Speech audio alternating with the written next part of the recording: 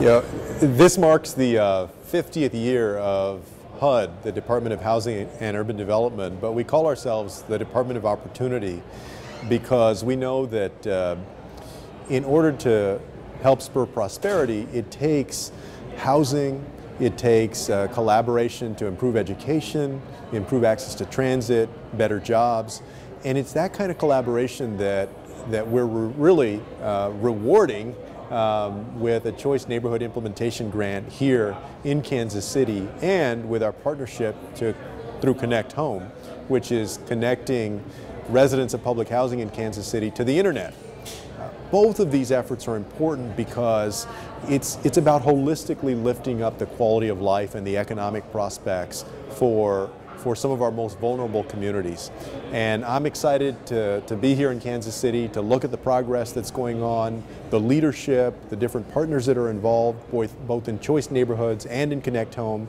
And I know that when you combine that, when you do physical investment in the housing, in infrastructure, and combine it with something like internet connectivity and improvement in education, that is the recipe for success for people growing up in Kansas City. And so I'm very excited for the coming years to see the progress that's made.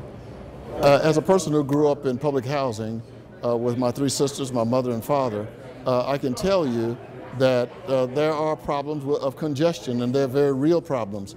And the Secretary, Julian Castro, came to Kansas City and announced something that is extremely significant, and that is a $30 million grant that will allow us to tear down some of the old units over in Gwinnett, and then scatter the residents out a bit, still not taking them far from their community, and build new housing. The housing will be more single-family style housing than projects where I grew up. And at the same time, I don't know if anything could have been better, but then we unfold through the Secretary's office, as the dictate came down to him from President Barack Obama, to initiate this Connect Home program.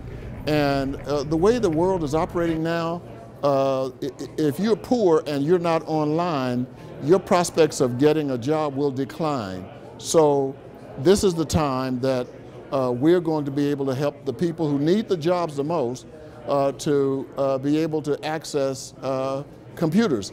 Look, if every job that is made available is required that an application is submitted online, then the poorest people are going to miss out on those jobs and then get blamed for not working. So I am very thrilled over the fact that we are connecting people in terms of getting them online access.